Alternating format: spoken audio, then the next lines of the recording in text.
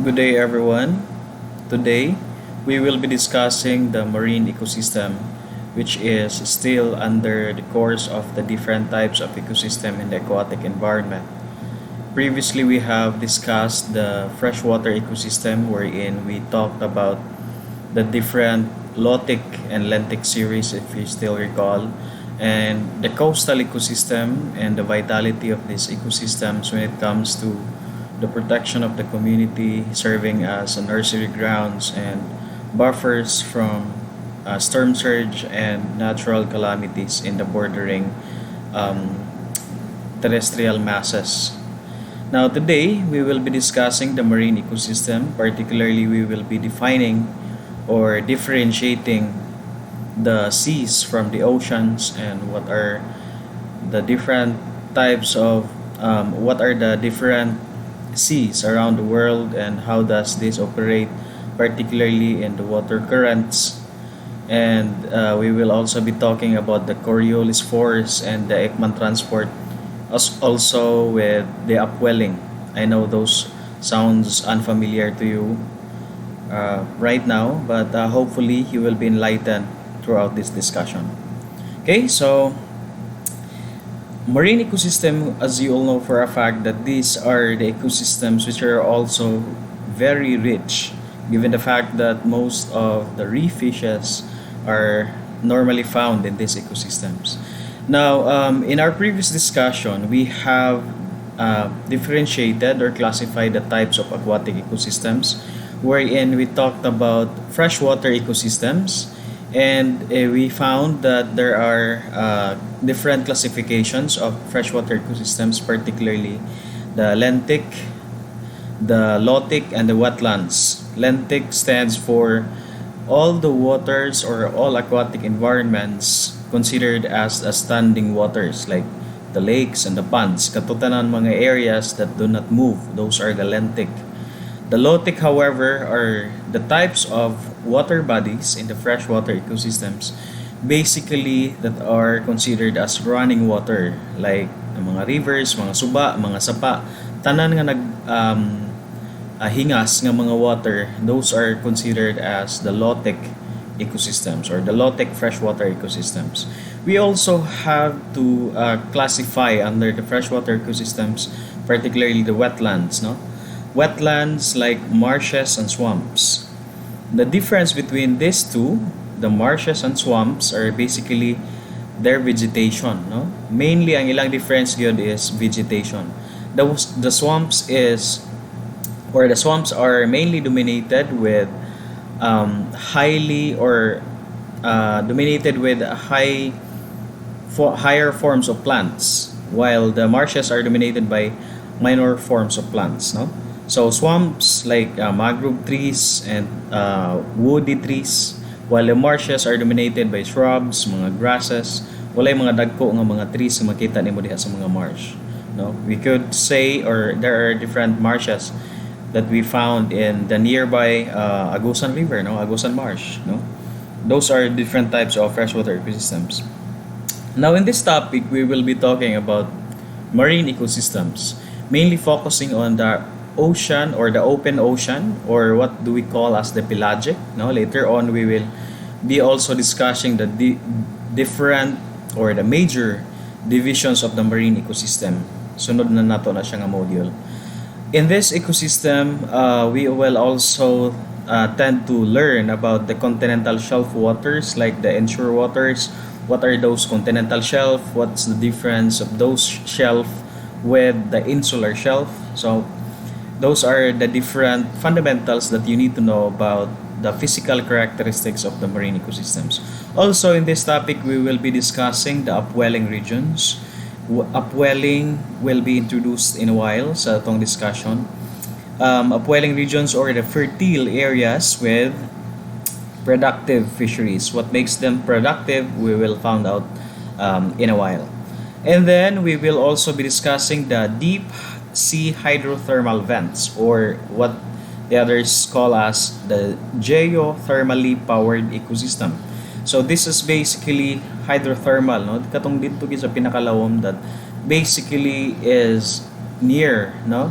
Na grabe ka in it. And sometimes these are very rich with sulfuric organisms, since this is very acidic parts of the deep oceans. And then we will also be discussing more about estuaries, since estuaries are also considered as marine ecosystems, no? Like the coastal bays, sounds, river mouths, and salt marshes. And as you all know, that estuaries are basically um, the ecotone between the marine environment and the freshwater environment. Now, later on, we will be discussing or differentiating the sounds from inlets to cove, from cove to base, and base to gulf. The difference of those are basically just the sizes of those inlets, or bodies of water which is bordered with terrestrial masses or land masses. Now let's proceed. We have here the features of the Earth's surface. No, since we are talking about the marine ecosystem, we do not tend to forget that the marine ecosystem covers most of the Earth surface. No, as you all know for a fact that the surface of the Earth is 510 million square kilometers. No, the continental and the island surfaces that rise above the sea level account for about 149 million kilometers square, or just 29.2% of the area. No, tanan mga continental shelf or mga continental land masses o mga isla, nag-cover na siya og 29.2% sa entire surface area sa kalibutan.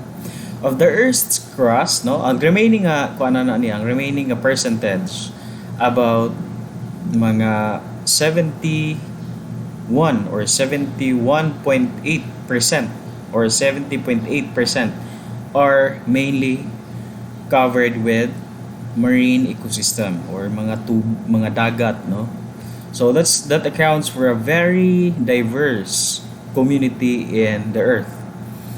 If you take a look at the Earth's crust, no, of the Earth's crust, 28.8% is exposed as continents rising above sea level.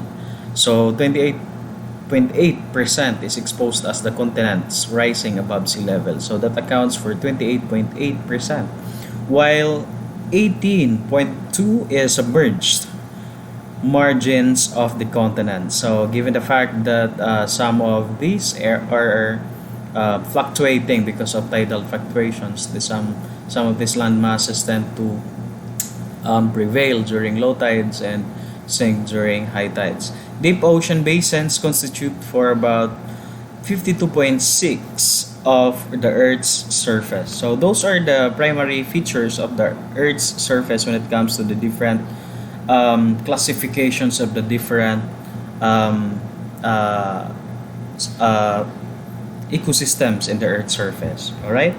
Now let's proceed to the mean elevation on how does this being described in the context of the hydrographic or hypsographic curve. No?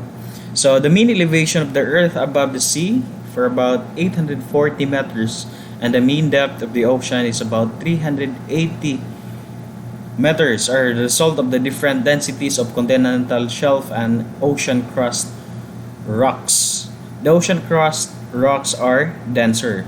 So this is basically the difference, or kining ila ang mga mean elevation o ang mean depth. Ang elevation, when we say elevation, these are the elevation kaning gikan sa sea level pasingod sa pinakabukid mo na yung mga elevations. When we say depths of the ocean, mo ni siya diri sa ilawom. Ang pinaka lawom nga part sa ocean is the Mariana Trench, which covers for a depth of about 11,000 meters deep sa gikan sa surface sa ocean. So remember this, trenches kanang Mariana Trench bordering the eastern Pacific coast of the Philippines. Na siya sa eastern Pacific coast sa Philippines. That's primarily also the reason why we have the huge waves in Cloud 9. Natay mga dagkong balo dihas Cloud 9 because those are brought about by trenches facing adjacent to GL, no? Na dihas GL dapit ang mga trenches that promotes the creation, or that promotes the origin of the surf, no? Yan ang mga surf waves. Okay? So ang difference of those, or the mean elevation and the mean of the depths, are the result of the different densities of continental and ocean crust. Nagkalahi-lahi ang density of the continental and the ocean's crust. And that's the reason why there are elevation and there are trenches. Okay, so those are the context. And then we have here the important features of the sea or ocean and the ecological interest, or the ecological aspect, no? So first, the ocean covers a big covering for about 70.8% of the Earth's surface. As you all know, kining mga red ring ang ipang circlean, those are the three major oceans of the world. This is the Pacific Ocean, which is the largest, followed by the Atlantic Ocean, and then the third is the Indian Ocean. So kini ang sequence. First in the ranking with regards to the surface area, second ang Atlantic, and then third ang Indian. Okay? Now, if we take a look at the sequence of these three oceans when it comes to the depth, baliktad. Of course, unang hapon ang Pacific Ocean, but ang sunod nga pinaka-deepest is the Indian Ocean, and then followed by Atlantic Ocean, if I'm not mistaken. Okay, so these are the three major oceans that covers for about 70.8% of the Earth's surface, ang sea o ang mga oceans. Along with these oceans, there are also seas found nearby or borders in the sa mga kilid-kilid ani nga mga oceans na yung mga seas nga ipang tawag nato. And those are this. Okay, so here we have 13 major seas in the world. First, as the largest, is the South China Sea. Kining ato ang diri, or I'm not certain if this is arranged according to the sizes or the surface cover. But number one for the major seas in the world is the South China Sea, followed by the this is the South China Sea, no? This is the Philippines right here, and then along with the Philippines, in between the Philippines and Southeast Asian countries is the South China Sea, and then secondly, or is the Caribbean Sea, which is in the eastern Pacific coast of the USA, or the middle US, sa Middle America. So this is the Caribbean Sea, and then followed by the Mediterranean Sea, which is somewhere in Europe, or south of Europe. And then Bering. Bering is number 4, found in, this is I think the west coast of California. And then number 5 is the Gulf of Mexico. So of course, borders the land masses of Mexico. So this one. And then 6 is Caribbean Sea. There is south of, or the eastern coast of India, I think. So I'm not certain if this is India. So number 3 is southwest of China, or southwest of Asia. And then we have here the Sea of Okhotsk. Okhotsk. So this is found in somewhere in northern or the eastern coast of Russia. And then 8 is Sea of Japan. So of course it borders the country of Japan. And then Hudson Bay, number 9, is located somewhere in the northern portion of America, in the eastern coast. And then 10th is the East China. Number 10 is the East China, just above in the Philippines, below the Japan. And then Andaman, 11 is Andaman in the, where is this? In the Southeast Asia, tapit na part. Then the Black Sea is 12. So Black Sea is somewhere in the middle of Europe. And then the Red Sea is somewhere in the Africa, between United Arab Emirates. So these are all the major seas in the world. So if you will be taking oceanography later on, you will be familiar on what are the topographic profile of these seas, and how does this influence the Coriolis force and how does these seas influence the world's ocean currents. Okay, so naman gina is pattern ang ocean current. Later on, we will find out how does the Coriolis force. I know for a fact that Coriolis force nga term is still alien for you right now, but hopefully we will be elaborating those terms as we go along with this discussion. Okay, so another is that when we talk about marine ecosystems, we tend to compare what's the difference between sea and ocean. No? Sa kalahian sa sea o sa ocean. First is of course the sea is only a subdivision of ocean. Meaning to say, a sea is a smaller part of the ocean. No? Ang kanang dagat, smaller part na siya sa ocean. Kanang Pacific Ocean, grabe na siya ka-vast ang surface area. Ang sea is just a portion of it or near the edges of those oceans. Okay, so when we talk about subdivision, it is a portion. No? It is a part, a portion, or subdivision of the ocean. Two types of seas are identifiable and defined. Number one, or the Mediterranean seas, where these are considered as the seas, where a number of seas are grouped collectively as one sea. No? Daghan kay siya nga dagat, pero grouped collectively as one sea, like the Mediterranean seas. We call them as Mediterranean seas. Another types of seas are the marginal seas, connected individually to the ocean. Kanang nakakonect siya individually sa ocean. A portion of the ocean where waves are being generated by wind. So those are the two types of seas with regards to the subdivision of the sea in the different oceans like the Atlantic, Pacific, and Indian.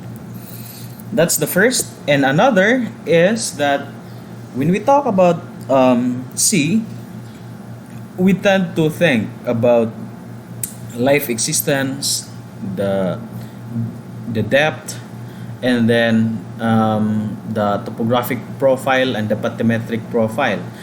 Another way to differentiate the sea from the ocean is that the sea is a deep and life extends to all depths. Life is much denser around the margins of the continents and islands. Meaning to say, ang sea is more diverse than the ocean. Daghan mga life forms sa dagat kumpara sa ocean gyud mismo. Tungod kay there are only a few species of aquatic resources nga makita nato dito sa lawod gyud kaayo, dito gyud sa tunga-tunga gyud sa Pacific Ocean. Nga naman, the species that could thrive in those areas and those ecosystems are only the straddling species. Straddling meaning to say mga migratory, no? Kanang mag-migrate from the coast of the Asia or the eastern coast of Asia towards the western coast of California. So ilan ang i-transverse kana nga ruta with the aid of the ocean current, and then at some point they will be living or they will be found in those areas sa tunga-tunga gyud sa ocean. Now, when we compare that kind of biodiversity profile to the bordering continents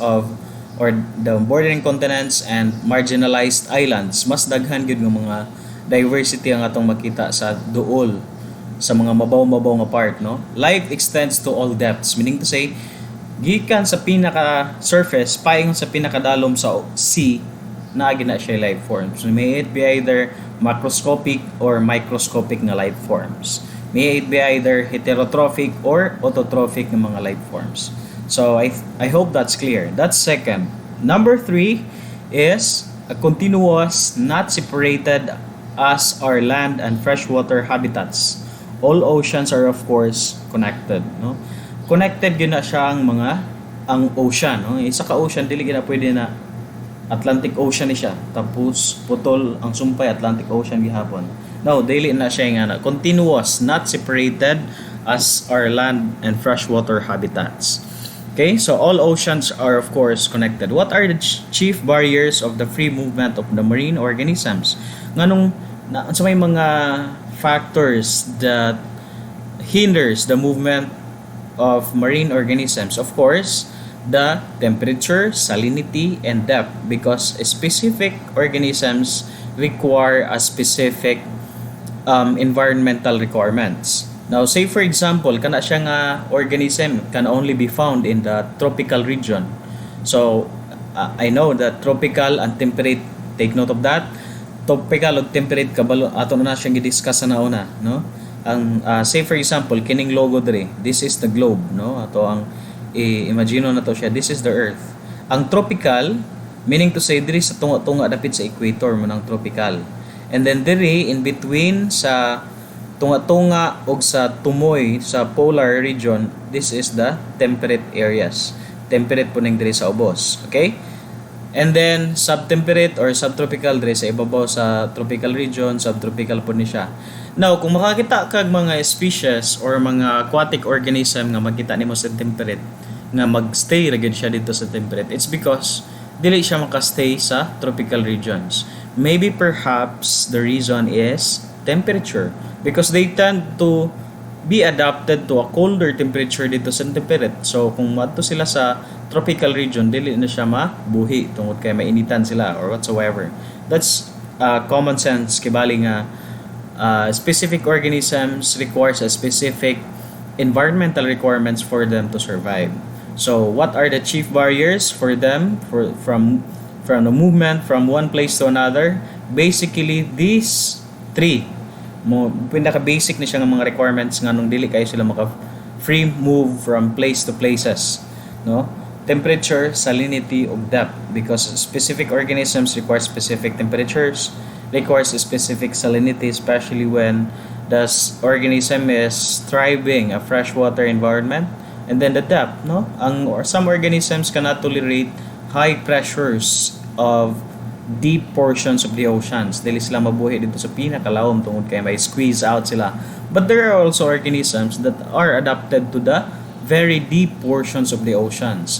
Angler fish, if you have time, you search about angler fish and take a look at how scary they look like, no?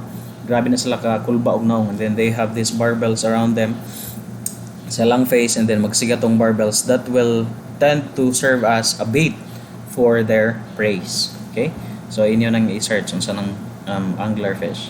And then another way to differentiate a sea from the ocean is that it has a continuous circulation.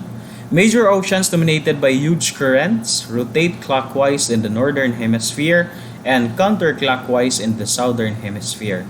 In this context, we are now introducing the what I have been calling earlier the Coriolis force. No, kini siya nga context, ang circulation of the ocean is mainly driven by the Coriolis force. Later on, we will discuss the Coriolis force further. But in this context, major oceans dominated by huge current systems rotate clockwise. Ang northern hemisphere ng mga ocean mag-rotate gina sila clockwise, palaong ang ilang rotation. Ang sa mga southern hemisphere nga ocean, diri sa ubos nga mga ocean, ubos sa equatorial or ubos sa equator, ubos sa tropical region, counterclockwise ang ilang rotation. So palaong ang ilang rotation, baliktad sa clock, driven by the radiant energy of the sun and also the rotation or axis of the earth. So those are the difference, no? Continuous circulation ang sea. Now, we have here the two, or what causes the circulation. Unsay mga causes nga nung nag-circulate into clockwise ang northern hemisphere, nga nag-circulate into counterclockwise ang southern hemisphere. Number one reason is wind-driven, no? Wind-driven, of course, primarily from the surface of the ocean. Of course, ang mga wind, dili man siya maka-influence dito sa deeper portions. Dito rin siya sa pinakataas maka-influence. But, still, maka-drive gihapon siya into the movement of the ocean currents. Okay, so wind-driven surface of the ocean. The air temperature difference between poles and the equator set strong winds, such as such as trade winds blow steadily at the same direction year round. So we call them as trade winds. Now I have a task for you to do in the Google Classroom wherein I ask you, how does the wind form, or how does the winds being created? Now this is the answer.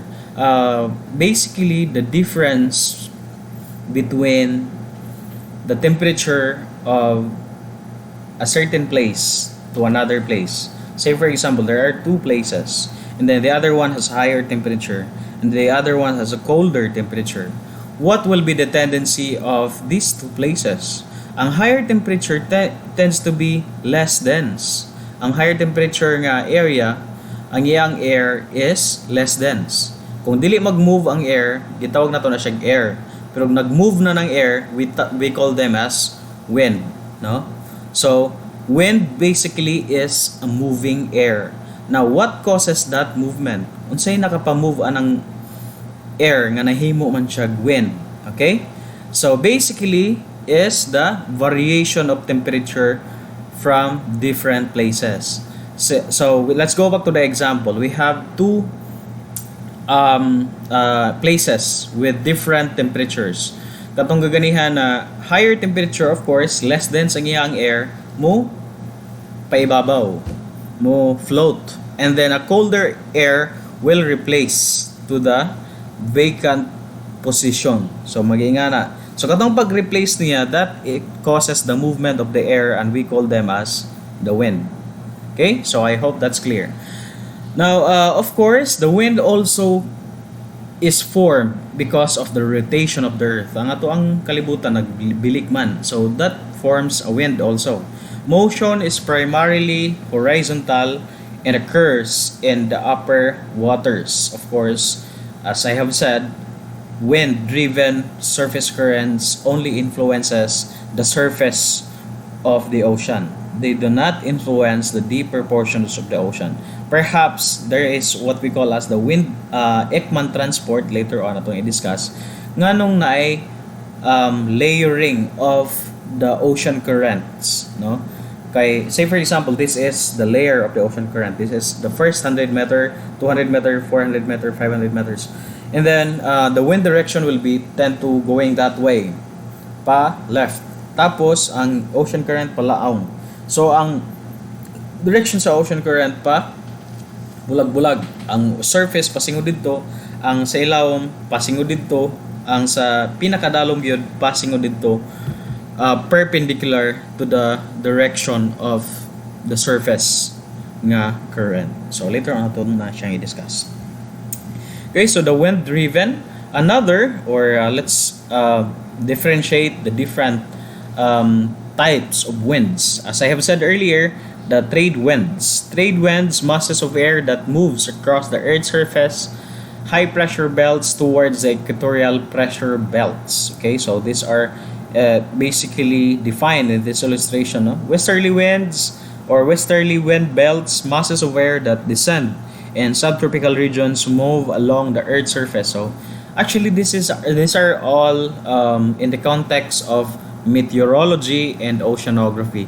We will no longer go a deeper portion of this, even though it is self-explanatory because it has an illustration and then you have here the definition. These are all the context of meteorology and oceanography. What we are trying to understand here in the aquatic ecology ninyo nga subject is the physical variation between the different marine ecosystems. So from place to places there are variations, there are differentiations. So part of those variations are the influence of winds, the influence of currents. Okay, so I hope you will go on that. Now let's proceed to here. Ganihatong natanaw diri ang different formations of the wind and the directions from places to places. Now here we have, as I have been calling for quite some time now already, Coriolis Effect. So what are the Coriolis Effect? Ano man ang Coriolis Effect? An effect resulting from Earth's rotation that causes particles in motion to be deflected to the right in the northern hemisphere and to deflected to the left in the southern hemisphere.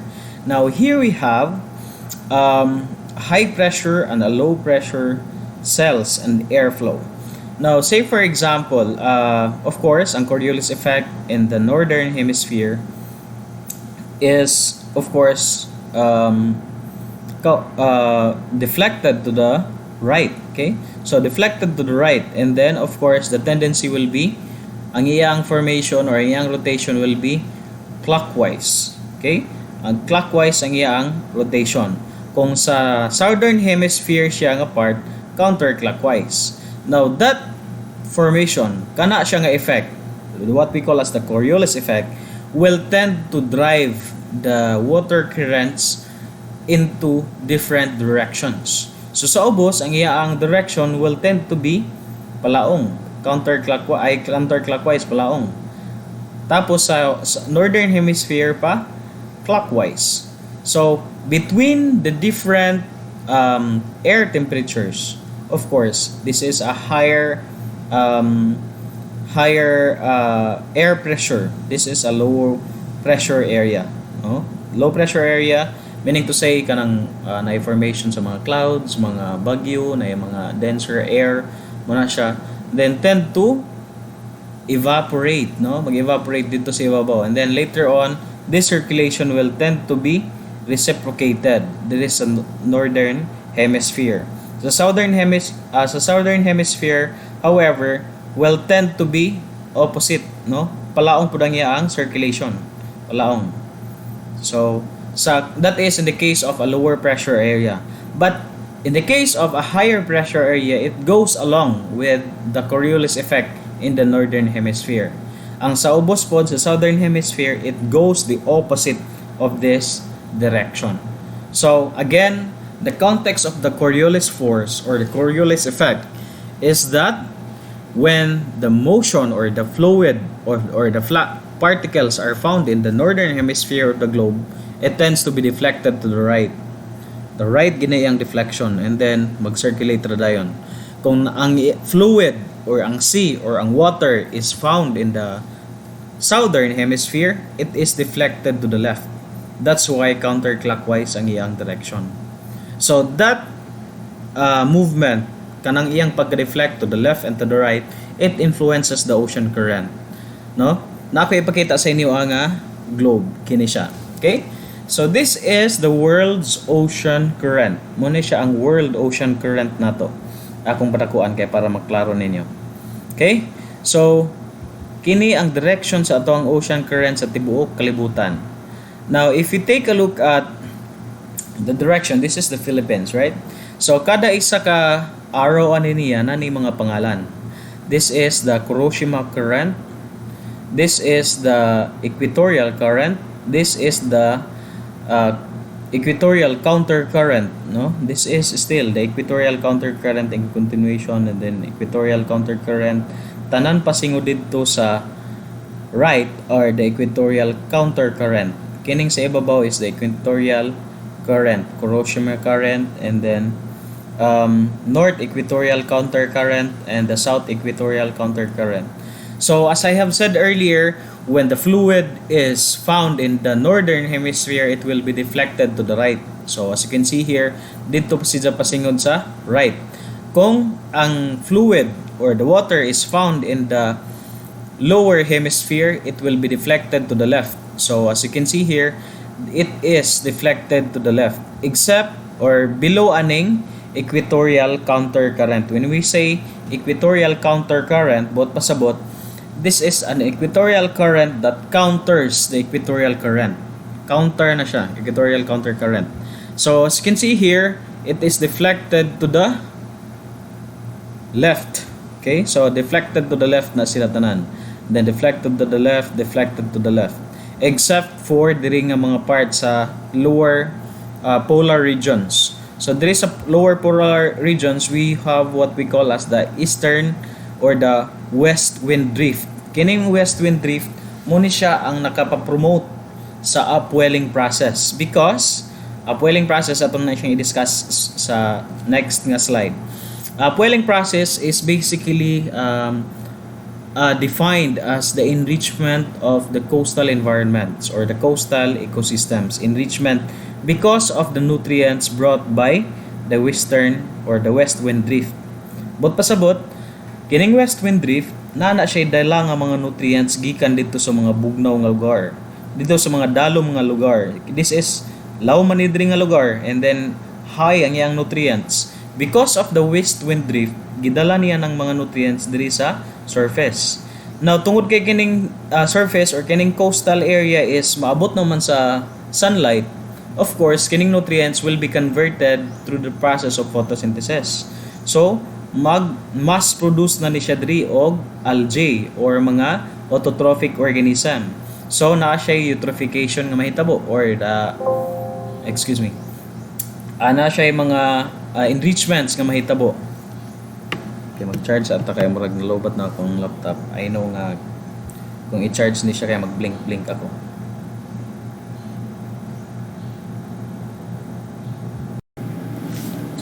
Okay, so this is in continuation with our discussion sa marine ecosystem. Kaya naputol man ato ang first session. This is in continuation. So as what we were saying, this is the world's ocean current describing the Coriolis force or the Coriolis effect, wherein all the fluids found in the northern hemisphere will be deflected to the right and all the fluids or waters found in the southern hemisphere will be deflected to the left. So as indicated with this world's ocean currents, kini mga Gulf Stream, mga California current, and then some of the subtropical polar gyre, Kuroshima current, and north equatorial current, equatorial countercurrent, and south equatorial countercurrents. So these are all driven with the Coriolis force. In the next slides, we will be discussing the upwelling process, mainly focusing with the west wind drift and the east wind drift. So kining mga east wind drift o mga west wind drift are basically driven or basically will bring nutrients from the different oceans. Katong akong discuss sa ato ang last session nga kining west wind drift, mga east wind drift coming from the colder environments kay kini is Arctic Ocean or Atlantic Ocean man ni siya or kining frozen ocean. So rich in nutrients na siya nga mga parts. Now when the upwelling process occurs, magdala ni siya mga nutrients to the surface or to the coastal of Peru. There is a Peru current. Magdala ni siya mga nutrients. Now, kung kining mga nutrients will be absorbed by autotrophic organisms with the aid of sunlight, it will promote the growth of autotrophic organisms. It will promote the growth of algae. It will promote the growth of producer organisms. No? So, kung mahitabo na siya, there will be eutrophication that will happen. And that's the reason why there will be a mass gathering of different biodiversity of aquatic organisms. So there was a story of my professor, Sir Pet Leono,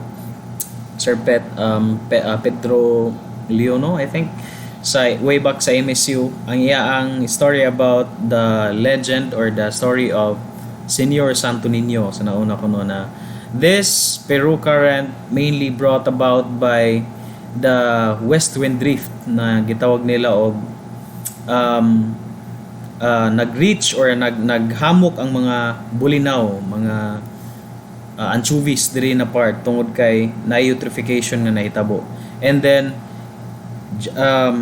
timely pod nga naay mga Spanish colonization nga nahitabo diri na part, and then they introduced the rebulto nga Santo Niño, and ito ang mga tao nga katong rebulto mo ay nagdala sa mga rich nga mga anchovies diri, where in fact it was brought about by the west wind drift because of the upwelling of the ocean, no? So that is history, no? Long ago, that without the explanation of science, without the knowledge about Coriolis force, without the knowledge of the world's ocean current and upwelling. Now, in the next slide, we will be discussing about the upwelling itself.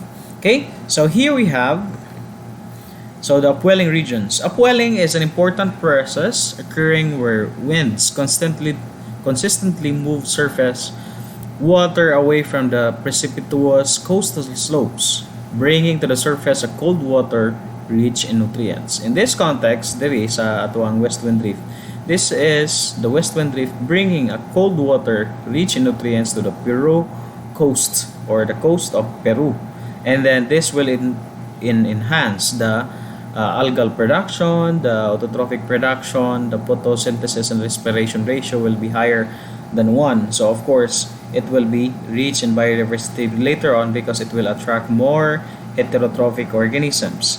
Now, here we have upwelling also creates the most productive of all marine ecosystems, as I have said a while ago, supporting large fisheries. Kay maka-attract man siya og mga other organisms. It also supports large population of seabirds that deposit countless tons of nitrate and phosphate-rich guano. Guano means these are the waste or poop of birds, ng mga seabirds that are normally migratory birds and non-migratory birds, of course. On their nesting grounds on the coastal shores and islands, guano deposits are used as fertilizers for the algae. Okay, so that's the context of the upwelling. Simply bringing the nutrients, cold water with rich nutrients to the coastal areas that promotes the growth of autotrophic organisms. Okay. Now, again, upwelling brings nutrients to the surface. This phenomenon occurs along the western margins of the continents where surface currents are moving toward the equator. So, kining upwelling nahitabo gid ni siya diri mga parts sa Southern America and the Central America and some of course in the Eastern Africa, no? Western part of the Africa. So, kining mga continents mo'y nakapapromote og mga upwelling regions or mga eutrophic regions. Okay, so that phenomenon. And then we have here the Ekman Transport. So as we have been talking about earlier, there will be a layering of ocean currents or the direction of the water currents will be in stratified aspect. Stratified meaning to say layer to layer, no? Along the western margins of the continents in both northern and southern hemisphere, the Ekman Transport moves the surface water away from the coast, no? Kining Ekman Transport ang surface water dili na siya moadto na siya dito sa offshore. Ang kining sa bottom will be replacing the surface water, no? That is the Ekman Transport. As this happens, water rises to replace it from depths of 200 to 1,000 meters.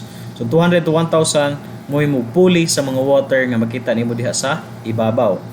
That is Ekman Transport. Now, this is basically the origin, no? How Ekman Transport was discovered and how was it transferred from one person to Wilfred Ekman, no? Siya ang murag nag-develop the model of the Ekman Spiral. What is Ekman Spiral? This is the Ekman Spiral. The Ekman Transport and the spiral. So this is the surface, the water surface. This is the direction of the Ekman Transport, of course, pasingod rin the direction from here to here, and this is the spiral because of the what? The direction of the ocean currents because of the Coriolis Effect. So na siya murag lahi-lahi nga direction pasingod sa lahi-lahi nga level. So that is the stratification of the direction of the water current. So another explanation is this and that. So what happens when upwelling occurs? Water comes from the depths below where photosynthesis occur, of course, rich in phytoplanktons and nutrients because there are no phytoplankton in deeper waters to use them. So these nutrients will tend to be very abundant. Now, kung kining mga nutrients will not be utilized by at certain depth, it will be brought about by the upwelling process to the coastal areas where there will be organisms utilizing these nutrients to promote algal growth or mga eutrophication processes. This constant replenishment of nutrients at the surface enhances the condition of life in the upwelling areas. Katong mga areas kaganihan na atong gi-discuss kining mga areas. Okay, so kini mo nagpa-promote of life of biodiversity sa isa ka area. And then upwelling water is usually of low temperature which produces additional benefit of having high capacity to dissolve gases. Of course, kaya nga naman, kay kung low ang imong temperature, it will tend to have a rich in oxygen. Kay ang water will hold a large amount of oxygen when it is low of temperature level. Whereas kung high ang temperature, of course, the oxygen will be diffused to the surface or diffused to the air, wherein it will can no longer be held by the water molecule, ang mga air supposedly. Okay, so rich in nutrient and rich in oxygen ang brought by the upwelling process. Now here we have the coastal upwelling and coastal downwelling. So this is the coastal upwelling and the coastal downwelling, no? Basically, coastal upwelling is common along the margins of the continents. Margins meaning to say duol sa mga continents, no? Like the Peru currents atong gi-discuss kaginiha. And then coastal downwelling is the sinking of water surface caused by reversing the direction of the coastal winds that causes upwelling. So instead of going from the bottom to the surface, ang iyang direction is from the surface to the bottom. So that is downwelling. So brought about by, again, the reversing direction of the coastal winds that causes upwelling. Wind blowing of the opposite direction pushes the water toward the shore instead where it piles up and causes downwelling process. So this is basically the difference between the two. And then here we have the low rate of upwelling in the subpolar regions. Why? Because it will tend to have a lower circulation of water, or lower rate of water circulation in the subpolar regions. Low rate of downwelling in the subtropical regions. So hinay po yung downwelling in the subtropical regions because there's less surface wind that influences the water currents to move from place to another. Okay, so this is basically the regions where air tend to move from one place to another. And then we have here, what is convection? Convection is a process by which a fluid being treated or being heated, the warmer part of the mass will rise and the cooler portions will sink, of course, because it is more dense. If heat source is stationary, convection cells may develop as rising warm fluid cools down and sinks in regions on either side of the axis of rising. So basically, this is the context of a higher or denser water or denser fluid. It will tend to float. Colder water or colder fluid, it will tend to sink. So those differences vary and promotes the movement of fluid from the different depths or levels. Okay, so all in all, that's basically the convection. These are all the context of what do we call this? Physical variations between different marine ecosystems, no? Dominated by waves. Okay, so those are the context of oceanography. We will no longer need this. This one is the influence of the satellite masses to the tidal fluctuations, the reason why we have low tides and high tides and spring tides. So you will be discussing that in the oceanography ninyong mga subjects. Now, all in all, that ends our discussion on the marine ecosystem. I'm sorry nga naduha ang atong session for this module. It's because naputol ang kaganihan nato na record because nalobat ang ako ang laptop. Okay, so I have posted your task sa ato ang Google Classroom, and I hope all of you will answer those tasks, and I hope also that I could deliver or post another task for the divisions of marine ecosystems in the next module. So thank you for being with me up to this moment. Naputo lang ato ang 37 na dungagan og mga 13 minutes. So I will be posting this separately in our Google Classroom. So thank you for being here up to this moment, and I hope to see you again soon. Thank you.